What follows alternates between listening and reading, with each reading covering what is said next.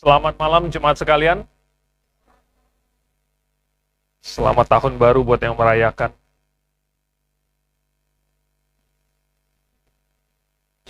Ada loh yang merayakan jalan-jalan hari ini. Lumayan banyak, termasuk saya salah satunya.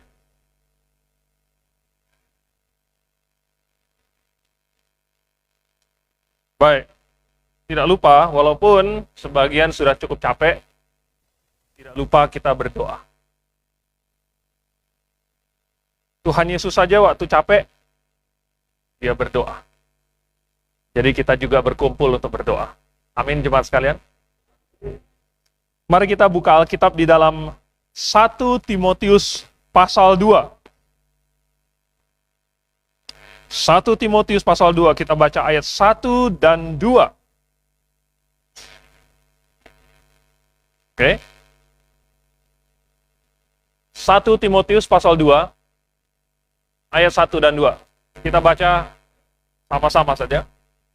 Saya akan hitung 1, 2, 3. Kita mulai sesudah hitungan. Oke. 1 Timotius 2, ayat 1 dan 2. 1, 2, 3. Pertama-tama aku menasehatkan, naikkanlah permohonan, doa syafaat, dan ucapan syukur untuk semua orang, untuk raja-raja, dan untuk semua pembesar, agar kita dapat hidup tenang dan tentram dalam segala kesalehan dan kehormatan. Mari kita berdoa. Bapa yang di surga, kami berdoa mengucap syukur karena Engkau mengasihi kami, memberikan kami hidup yang baru, plus Engkau juga memberikan kami suatu jalur untuk berbicara kepadamu secara langsung, tanpa perlu takut atau segan yang akan Engkau dengarkan. Oleh sebab itu, maka kami berkumpul sebagai suatu jemaat, yaitu tubuh, dan kami akan berdoa kepada Engkau sebagai kepala kami. Nah, mohon sekarang kami mau belajar, Engkau membantu kami untuk memahami dan mengubah cara pikir kami, supaya kami bisa sesuai dengan kehendak-Mu. Dalam nama Tuhan Yesus kami berdoa. Amin. Malam ini adalah tentang doa syafaat. Nah, biasanya dulu kalau saya doa syafaat itu pasti hampir-hampir ketiduran. Jadi saya harap dalam khotbah kali ini, moga-moga jangan ada yang ketiduran. Karena kita mau belajar tentang doa syafaat. Doa syafaat bukanlah doa yang panjang-panjang, seperti banyak gereja. Doa syafaat bukanlah doa yang bertele-tele, yang dari satu subjek ke subjek lainnya, dari satu orang pindah ke orang berikutnya, dan seterusnya. Bukan itu maksudnya doa syafaat. Arti dari kata syafaat itu dalam bahasa Inggrisnya sebenarnya adalah intercessions. Artinya adalah pendamaian. Ya. Suatu mediasi. Dalam ini konteksnya adalah antara Allah dengan manusia. Nah, kenapa perlu ada doa pendamaian? Karena manusia berdosa. Karena manusia berbuat hal-hal yang bertentangan dengan kehendak Allah. Dan karena itu, ya, manusia menjadi musuh Allah dan harus diperdamaikan. Harus ada yang menjadi perantara. Nah, doa syafaat atau doa intercession adalah doa yang mendamaikan antara Allah dengan manusia yang berdosa. Di 1 Timotius pasal 2 ini, ayat yang kedua, maksudnya untuk raja-raja dan semua pembesar, konteksnya adalah mereka bukan, ya, mayoritas bukan orang yang sudah diperdamaikan dengan Allah. Nah, mungkin mereka telah berbuat hal-hal yang menyakiti Tuhan atau menyakiti jemaat Tuhan. Jadi, Paulus menasihatkan untuk mendoakan mereka. Itu namanya adalah syafaat. Oke. Nah, berikutnya kita akan melihat contoh-contoh di dalam Alkitab yang berdoa untuk orang lain, yang mendamaikan. Dan dari contoh-contoh itu kita akan melihat bagaimana kita berdoa untuk orang lain. Karena ketika kita berdoa untuk orang lain, mungkin kita bisa berdoa syafaat bagi orang tersebut. Oke, kita akan mulai dengan yang pertama, contoh di Kejadian pasal yang ke-18. Siapa dia? Siapa dia? Tidak ada poin ekstra untuk menebaknya, karena gampang sekali. Abraham. Kejadian pasal 18, ketika Tuhan berbicara dengan Abraham mengenai rencana untuk menunggangbalikan Sodom dan Gomora. Lalu kemudian Abraham mengingat Lot, dan dia, tulisan judulnya sudah Doa Syafaat Abraham untuk Sodom. Sebenarnya bukan untuk Sodom. Kurang tepat. Untuk Lot. Untuk Lot, untuk keluarganya Lot, mungkin untuk semua orang benar yang bersama-sama dengan Lot di kota Sodom dan Gomora ini. Oke, supaya mereka diselamatkan dari hukuman yang akan segera menimpa Sodom dan Gomora. Nah, ini mendamaikan antara Allah dengan manusia yang berdosa. Ya. Tapi, kalau mau mendamaikan, ini tidak bisa asal ngomong doang. Ayo damai, damai. Ya. Ini kadang-kadang kalau misalnya antara manusia bisa kita bilang, ini kamu minta maaf, ya. Kamu juga minta maaf, ayo salaman. Gitu. Kalau sama Tuhan itu nggak bisa begitu. Ya. Kenapa? Karena Tuhan itu adil, dan Tuhan itu maha murka terhadap dosa, sehingga nggak cukup cuma bilang udah salaman aja. Seolah-olah tidak pernah terjadi apa-apa. Nggak bisa begitu. Ya kan? Mendamaikan itu harus ada dasarnya. Begitu. Dan tentu dasarnya harus didasarkan kepada kebenaran. Ya. Jadi karena tidak mungkin didasarkan pada kebenarannya manusia. Manusia tidak punya kebenaran apa-apa untuk dibanggakan. Maka harus didasarkan pada kebenarannya Allah sendiri.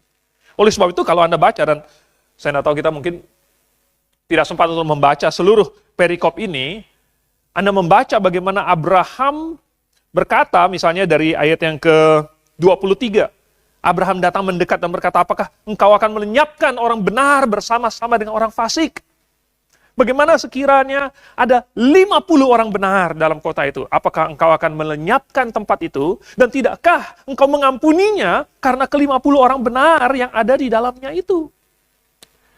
Jadi Abraham berdoa kepada Tuhan dan melakukan appeal, memohon kepada sifat Allah. Sifat Allah ini sudah pasti benar, sifat Allah ini sudah pasti adil. Jadi menggunakan sifat Allah, yaitu adalah sifat keadilannya Tuhan, maka dia memohon supaya Tuhan tidak menghukum orang-orang benar bersama-sama orang-orang salah. Jadi kalau Lot orang benar, lalu kemudian di dalam kota Sodom itu bersama-sama Lot ada 49 lainnya, jadi total ada 50. Kalau ada 50, Tuhan, engkau yang maha adil, sifatmu yang adil tidak akan menghukum ke-50 orang ini. Bersama-sama dengan orang-orang lain yang memang pantas dihukum. Jadi Tuhan punya suatu sifat, dan sifatnya inilah yang menjadi dasar perdamaian antara manusia dengan Allah. Selalu seperti itu. Ya. Jadi bukan didasarkan kepada kebenarannya Lot, kepada kehebatan manusia, kepada betapa jagonya Abraham ngomong, betapa hubungan dekat Abraham dengan Allah. Semua itu bukanlah dasar untuk menjadi perdamaian antara manusia dengan Allah. Harus didasarkan kepada kebenaran, yaitu sifat Allah sendiri.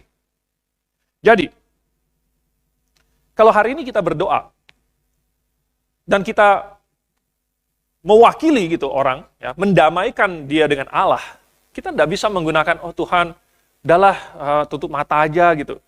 Kita tidak bisa mendoakan sesuatu yang tidak benar juga. Kadang-kadang manusia lupa, lalu meminta dengan egois. Tetapi lupa bahwa permintaan dia itu tidak berdasarkan kebenaran Allah. Bagaimana bisa?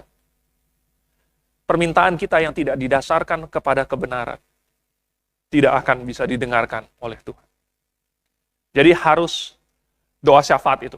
Ya. Harus kita mengenal Tuhan. Ya. Baru kita bisa berdoa sesuai dengan sifatnya Tuhan. Dari mana kita mengenal Tuhan? Ya dengan belajar Alkitab. Dengan belajar teologi. Memang di sini banyak mahasiswa teologi. Tetapi saya katakan, bukan hanya mahasiswa teologi yang belajar teologi, bukan hanya pengkhotbah yang belajar teologi, semua orang percaya harus belajar teologi untuk mengenal Allah. Makanya Abraham, karena dia mengenal Allah, karena dia dekat dengan Allah, dia berdoa kepada Allah, dan Allah mendengarkan. Oke, kita lihat yang contoh kedua sekarang. Tidak jauh dari situ, Musa. Kita buka Keluaran pasal 32. Sebenarnya lumayan panjang, 32-33. Jadi kita nggak akan baca semuanya. Saya ceritakan konteksnya saja.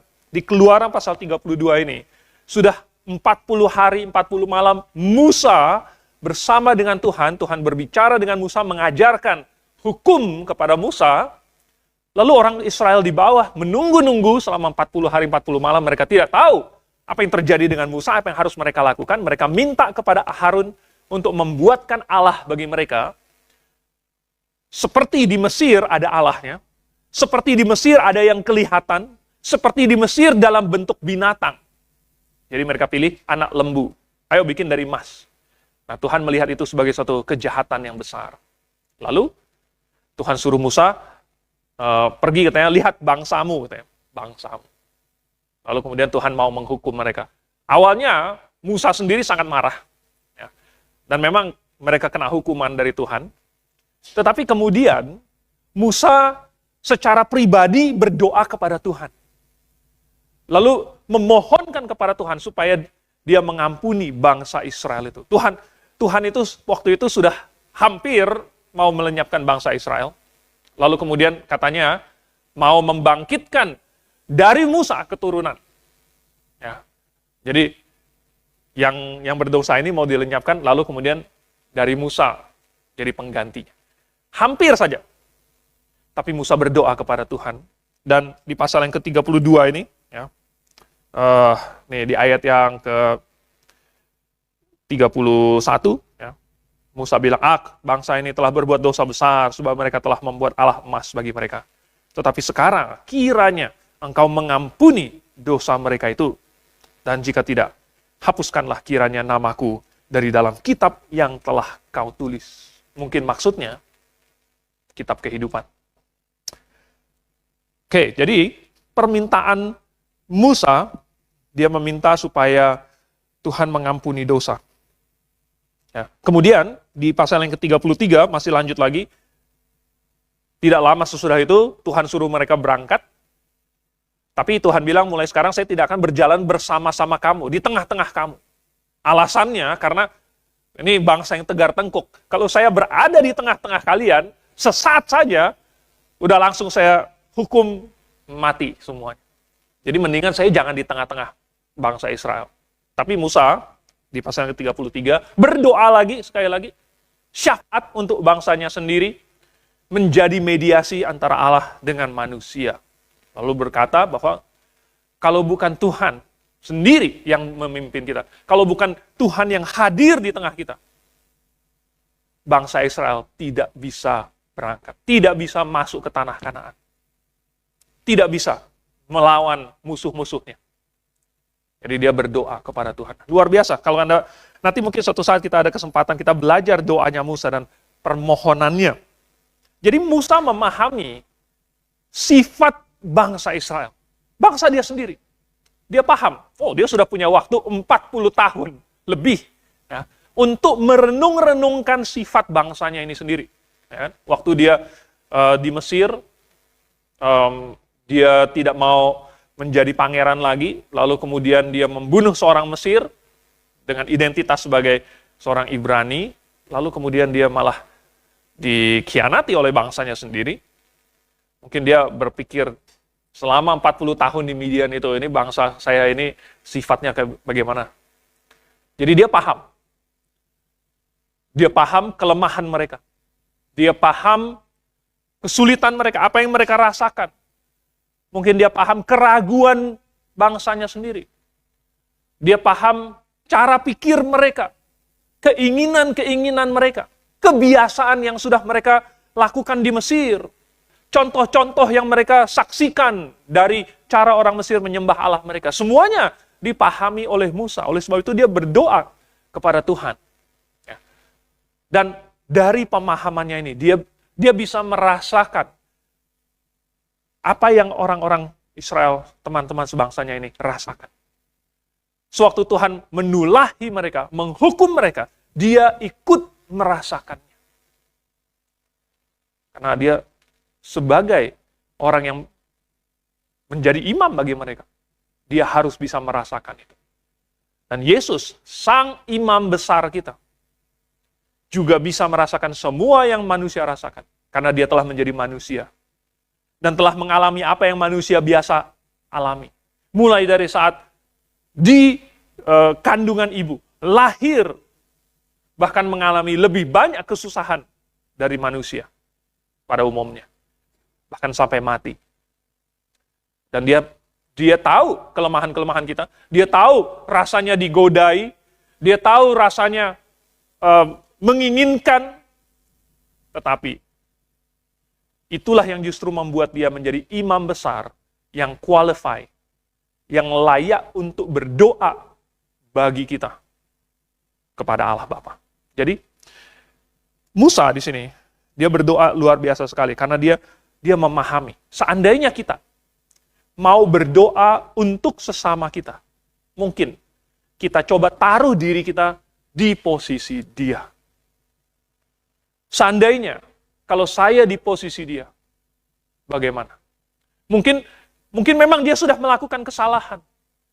Tapi coba kalau saya yang di posisi dia, apakah saya juga mungkin akan melakukan kesalahan yang sama atau bahkan lebih parah? Jadi kita bisa berdoa kepada Tuhan sambil bersimpati, berempati dengan orang yang kita doakan.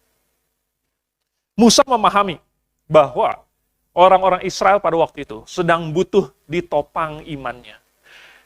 Dengan hal-hal yang bisa kelihatan. Dengan tanda-tanda, mujizat-mujizat.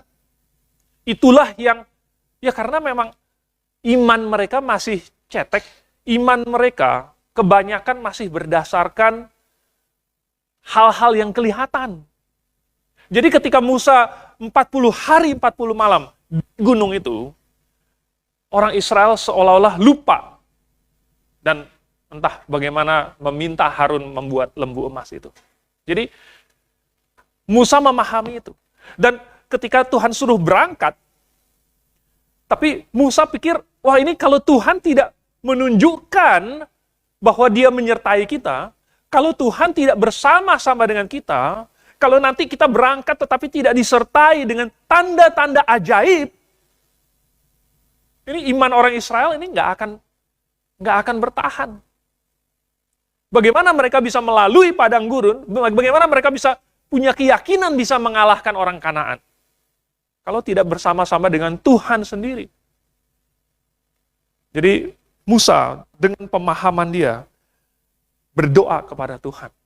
Plus nanti ya Anda boleh baca sendiri lagi. Dia sebut tentang bangsa-bangsa lain. Bangsa-bangsa lain akan mengolok-olok.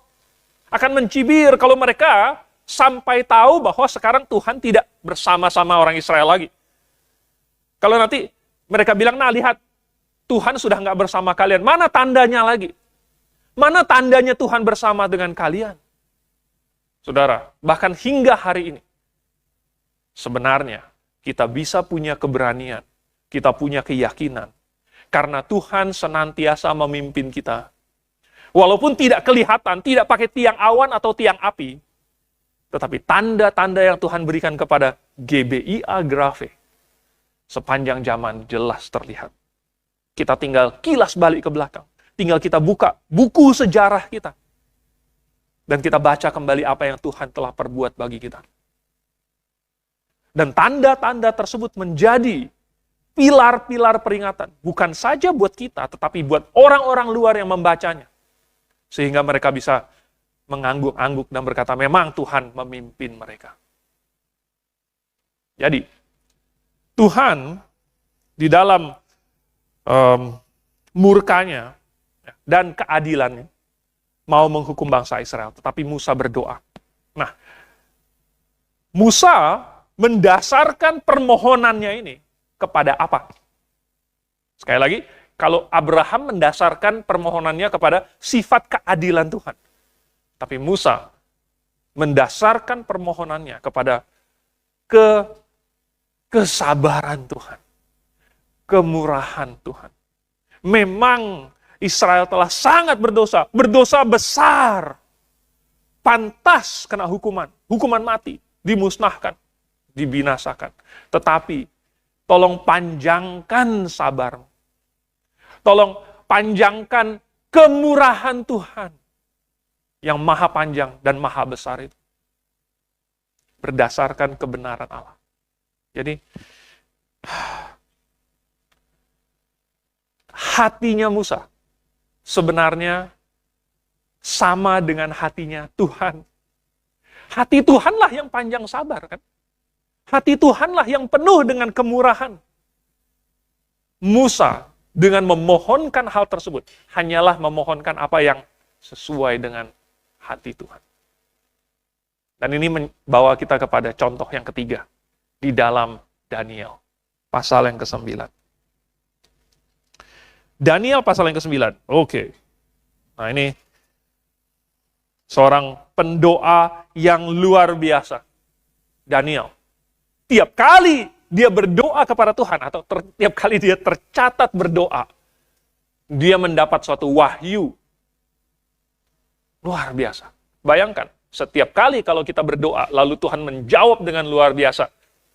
Apa kita nggak berdoa terus? Makanya Daniel berdoa terus. Karena tiap kali dia berdoa, hal yang luar biasa terjadi.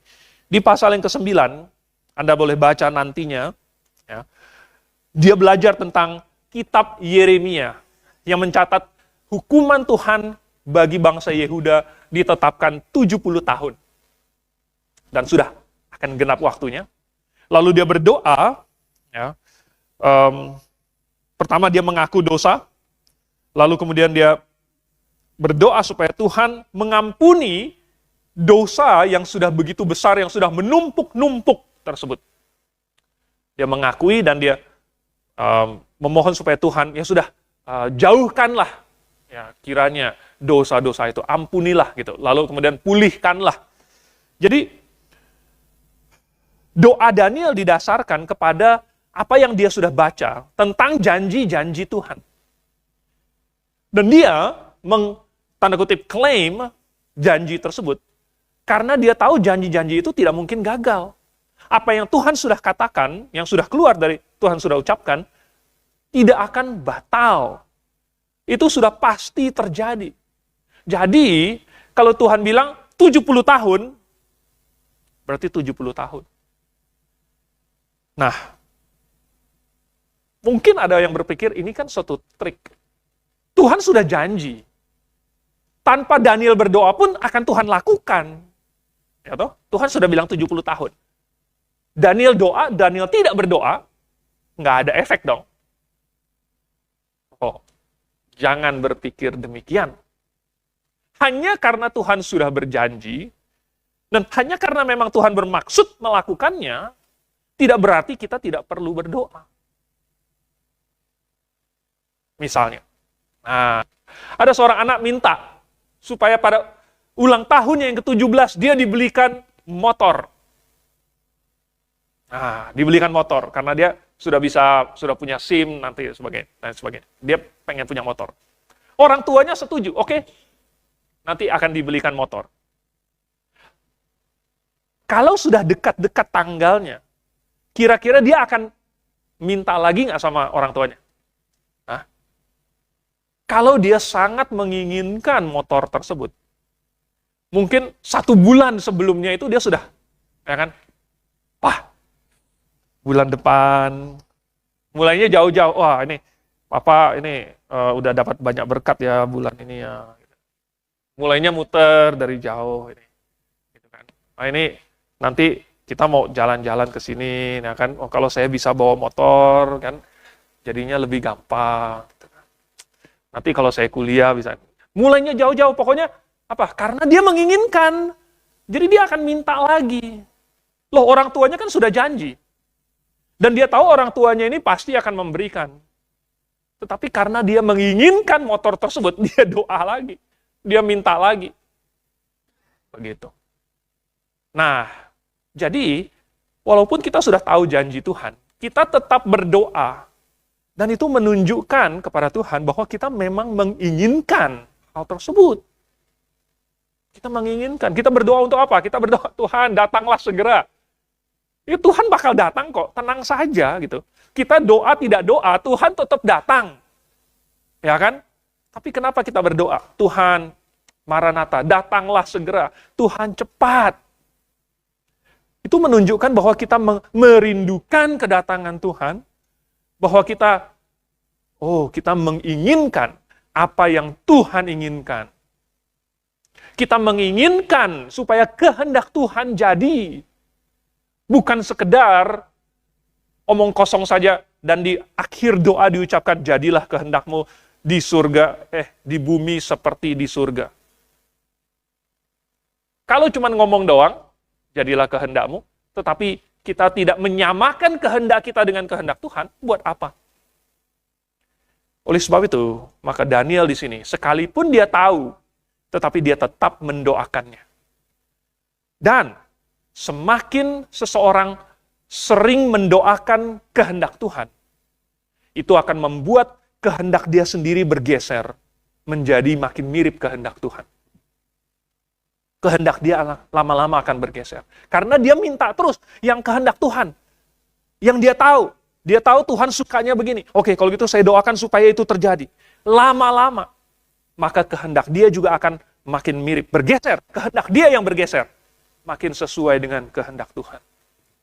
Itulah sebabnya Tuhan ingin kita berdoa. Dan berdoa untuk hal-hal yang bahkan kita sudah tahu Tuhan akan kabulkan. Tetap berdoa. Sebagai seorang bapak, pasti senang kalau anaknya meminta kepada dia. Jadi, Daniel di sini, ya, Tuhan senang dengan permintaan Daniel. Plus, bangsanya. Ini dicatat, saudara. Bukan saja hanya untuk antara dia dengan Tuhan, tetapi ini dicatat untuk dibaca oleh bangsa dia sendiri juga. Daniel mencatatkan doa ini, supaya kaum bangsanya membaca isi doa dia. Dia berdoa sebagai suatu pelajaran. Jangan cuma saya sendiri yang dekat dengan Tuhan. Saya mau orang-orang sebangsa saya, keluarga saya, juga dekat dengan Tuhan. Itu fungsinya doa syafaat. Yang terakhir deh, yang keempat. Siapa lagi kalau bukan Tuhan Yesus sendiri? Saya harus menyinggung Yesus sebagai contoh. Coba kita buka di dalam Lukas pasal yang ke-23. Lukas pasal 23, Tuhan Yesus di atas kayu salib. Dia dipaku, tetapi pada saat ia dipaku, dia masih bisa berdoa untuk mengampuni, ayat 34, orang-orang yang menyakiti dia. Yesus berkata, "Ya Bapa, ampunilah mereka, sebab mereka tidak tahu apa yang mereka perbuat." Dia memohon pengampunan bagi mereka. Karena mereka tidak paham sepenuhnya. Mereka tidak kenal siapa dia. Mereka tidak tahu konsekuensi perbuatan mereka. Mereka hanya menjalankan perintah dari atasan. Mereka hanyalah prajurit. Mereka hanyalah kaki tangan. Jadi mereka tidak paham. Jadi Tuhan memohonkan supaya mereka diampuni. Kita juga harus mengikuti contoh Tuhan Yesus. Berdoa bagi orang-orang yang kita anggap menyakiti kita. Kita anggap mereka menyakiti kita. Dan yang tidak boleh dilakukan adalah rasa pahit di dalam hati dan keinginan membalas. Ini secara khusus, eksplisit dilarang. Dilarang. Coba kita lihat Roma pasal 12. Oh, rupanya ada larangannya pasal 12. Ya, saya baca ayat yang 19. Saudara-saudaraku yang kekasih, janganlah kamu sendiri menuntut pembalasan, tetapi berilah tempat kepada murka Allah. Sebab ada tertulis, pembalasan itu adalah hakku. Akulah yang akan menuntut pembalasan, firman Tuhan. Tetapi jika seterumu lapar, berilah dia makan. Jika ia haus, berilah dia minum. Dengan berbuat demikian, kamu menumpukkan bara api di atas kepalanya. Janganlah kamu kalah terhadap kejahatan, tetapi kalahkanlah kejahatan dengan kebaikan. Nah, ini ya. Jadi, nomor satu, jangan ada rasa pahit. Lalu jangan menginginkan pembalasan. Tuhan bilang apa? Pembalasan itu hakku. Kenapa? Karena manusia itu melihat dengan subjektif. Kita hanya melihat dari sisi kita sendiri. Tuhan melihat dari objektif dan melihat segala sisi. Jadi kalau Tuhan yang membalas, Tuhan akan membalas dengan adil. Kalau kita yang membalas, kita membalas dengan tidak adil. Dengan subjektif. Jadi, jangan kita menuntut pembalasan. Tetapi kita mengasihi orang sesuai dengan yang diperintahkan. Kasihilah musuhmu dan berdoalah bagi mereka. Ya, berdoanya bukan Tuhan, biar dia disambar petir. Ya kan? Biar dia nanti keluar ditabrak bajai. Biar nanti dia dikejar anjing. Atau bagaimana? Itu bukan doa yang bagus. Ya. Itu bukan doa, itu doa pembalasan. Ya. Itu doa yang tidak akan Tuhan dengar. Tetapi sebaliknya berdoa yang bagus-bagus buat mereka. Ya. Kalau ada orang yang kita anggap menyakiti kita doakan yang baik-baik. Kita berkati mereka. Kita berdoa seperti Tuhan Yesus. Tuhan, ampunilah mereka. Dan ini harus tulus, harus sungguh-sungguh. Ya. Harus benar-benar kita, benar-benar dari hati kita, bukan Tuhan, ampuni sedikit saja. Tuhan, tolong bina dia. Wah, tapi kalau sampai kelewatan dibina sakan, nggak apa-apa juga Tuhan. Wah, ini nggak tulus, ya kan? Tidak benar-benar tulus. Lalu kita ingat, kalau kita berbuat baik, malah kita menumpuk bara api. Kalau kita mendoakan dia yang baik-baik, kalau kita berkati dia, malah itu menumpuk bara api di atas kepalanya. Tuhan, tolong berkati dia, supaya bara api di atas kepalanya makin banyak, makin panas. Tuhan tahu apa yang di hati kita. Apakah kita ada rasa mau membalaskan dendam atau tidak. Jadi, yang Tuhan mau adalah kita mengasihi. Bahwa orang melakukan kejahatan terhadap kita, tetapi kita malah berbuat baik kepada dia. Makanya katanya apa? Jangan terhadap kejahatan, tetapi kalahkanlah kejahatan dengan kebaikan. Ini kasih yang sesungguhnya. Lalu, alasan lain kenapa Tuhan Yesus berdoa seperti itu adalah karena sebenarnya masih ada kesempatan bagi prajurit-prajurit itu untuk diselamatkan. Masih ada kesempatan. Di Matius pasal yang ke-27, tidak dicatat di dalam Lukas. Di Matius pasal yang ke-27, Matius mencatat perkataan kepala pasukan dan prajurit-prajurit yang menyalibkan Yesus. Sesudah mereka menyaksikan kata-kata Tuhan Yesus, tindak tanduk Tuhan Yesus selama seharian itu, dari pagi, dari malam sebelumnya. Dia disesah, dia dicambuk, dia dipukuli, dia diolok-olok, dia disiksa, dia dipakukan di atas salib. Lalu pada jam 12 siang, matahari menjadi gelap. Ini bukan gerhana, ini bukan fenomena yang singkat 3 jam. Lalu sebelum Yesus mati, gempa bumi yang hebat. Sesudah Yesus mati, gempa bumi yang hebat. Sehingga mereka keluar dari mulut mereka pengakuan yang tidak dibuat-buat, yang spontan. Sungguh, ia ini adalah anak Allah. Pengakuan dari mulut mereka. Kepala pasukan dan prajurit-prajurit. Mereka yang tadinya membagi-bagi jubah Yesus dan membuang undi. Mereka yang tadinya mengolok-olok dia. Mereka yang tadinya mencucukkan anggur asam dan memberikan kepada Yesus untuk diminum. Yang tadinya menusuk pinggang Tuhan Yesus dengan tombak. Terpaksa mengaku, sungguh ia ini adalah anak Allah. Tuhan Yesus tahu, masih ada kesempatan bagi mereka. Mereka yang tadinya belum paham, masih ada kesempatan menjadi paham.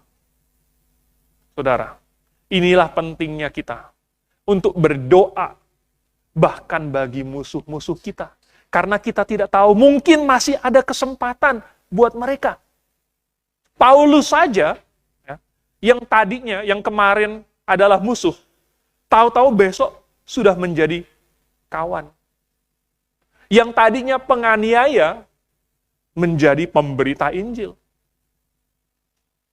Kita tidak tahu.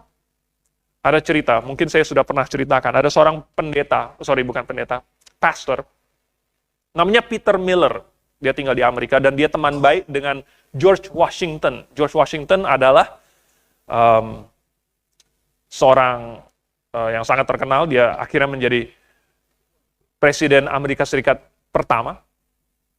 Dan si Peter Miller ini, dia pengkhotbah, dia ada seorang musuh yang selalu gerecokin dia, yang selalu menentang dia, yang selalu mengganggu dia. Namanya Michael Whitner. Lalu suatu hari, si Michael Whitner ini ditangkap oleh polisi dan dituduh telah mengkhianati negara. Ya, hukumannya adalah mati. Ketika Peter Miller mendengar bahwa Michael Whitner ini akan dihukum mati, dia jalan kaki 70 mil dari Philadelphia ke Washington DC. 70 mil. Itu kalau saya kalkulasi itu lebih dari 112 km. Berarti kalau dari Grave, jalan, itu sudah lebih dari 3/4-nya ke Bandung, sudah sampai Cikalong.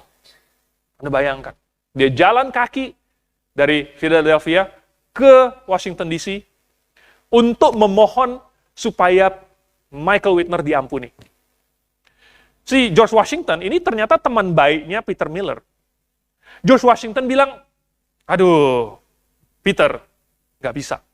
Ya. Kamu seberapa baik pun berteman dengan si Michael Whitner ini, saya nggak bisa mengampuni si Michael Whitner hanya karena dia teman baik kamu. Hah? Peter Miller bilang, dia bukan teman saya. Dia adalah musuh bebuyutan saya. Dia adalah musuh terbesar saya. Ini membuat George Washington, agak terkejut juga. Loh, kamu jalan 70 mil untuk memohonkan pengampunan bagi musuh kamu? Oh, kalau begitu ini beda lagi. Ini beda lagi ceritanya. Karena, katanya, kamu rela berkorban untuk musuh kamu. Maka saya tahu bahwa permintaan kamu untuk si Michael Whitner diampuni ini bukanlah permintaan yang egois, bukanlah sesuatu yang demi keuntungan kamu sendiri. Kalau begitu, saya akan kabulkan. Dan Michael Whitner dikasih gerasi, diampuni. Ketika Peter Miller berangkat dari rumahnya, Michael Whitner adalah musuhnya. Tetapi ketika mereka berjalan pulang bersama, Michael Whitner ini telah menjadi sahabatnya. Dan dia memenangkan si Michael Whitner ini. Saudara, kita tidak tahu siapakah yang mungkin, yang perlu kita doakan. Tadinya dia adalah musuh. Mungkin dia menjadi kawan kita. Oleh sebab itu, marilah kita berdoa. Syafaat bagi orang-orang. Kita berdoa. Dalam nama Tuhan Yesus, kami memohonkan supaya Tuhan memberikan kami hikmat untuk tahu kehendak-Mu, untuk belajar dari firman-Mu tentang sifat-sifat Allah, dan juga bagaimana kami berdoa, memohonkan permohonan-permohonan kami. Dengan demikian, maka Engkau akan menjawab kami, dan kami pun akan menjadi semakin sesuai dengan kehendak-Mu. Dalam nama Tuhan Yesus, kami berdoa. Amin.